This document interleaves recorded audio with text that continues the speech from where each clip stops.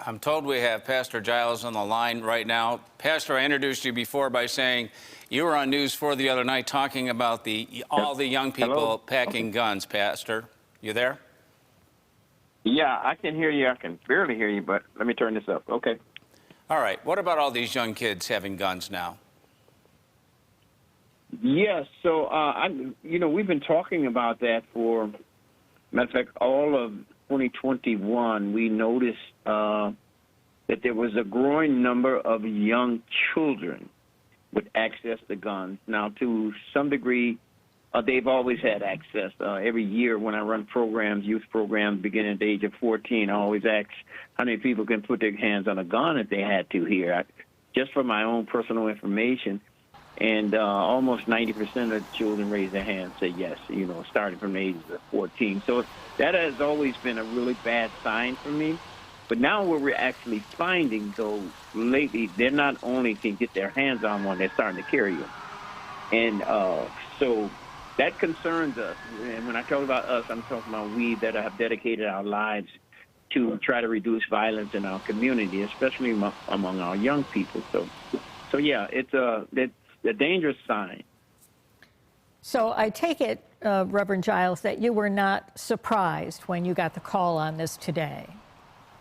Not at all. We just had a shooting outside school, outside MST, where we're posted up on the corners. I'm not surprised at all, because the part of the problem is that the problem is big, and it's no one remedy for it. I mean, law enforcement doing the best that they can. You got other systems. You got community groups doing the best that they can. The politicians are trying to step up by providing resources. So everybody's doing what in their mind is the best that they can.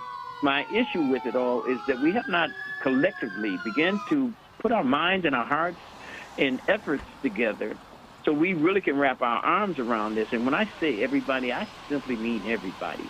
I'm talking about community people, church people, politicians, foundations, resources, the individual law enforcement agencies. I mean, all branches. This is a huge problem we have in our community. No child has any business dying on city streets, less than on in city schools. That should not be happening in this country, and it saddens me to know that we have a remedy for it.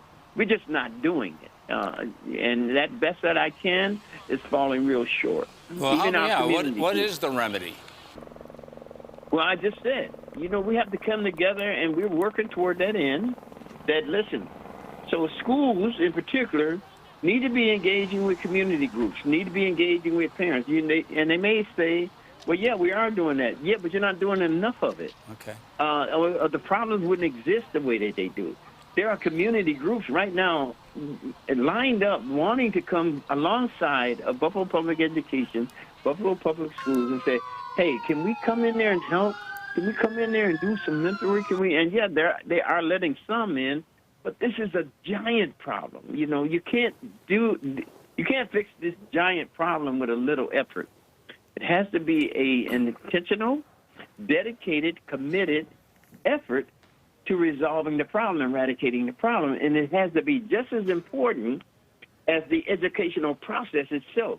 Because if the schools are not safe, children won't tend to learn in that environment. We have to create a safe environment so that children can learn. Pastor Giles, I think you are the third or fourth voice that we have had on the air in the last 40 minutes or so saying that the solution to this problem is the full community working together. It's not just on the schools, it's not just on the police, it's not just on the community groups. It is the full community working together. And I know there's going to be a lot of discussion about that in the days ahead after what we've just seen happen here at McKinley High School this afternoon. And Rev, we know your Buffalo Peacemakers have been working hard and diligently trying to improve the condition and the security situation in our schools and keeping our kids safe, not only in the classroom, but out on the streets of the Queen City. Phil Ramore gave you a huge compliment this afternoon before you came on to News 4.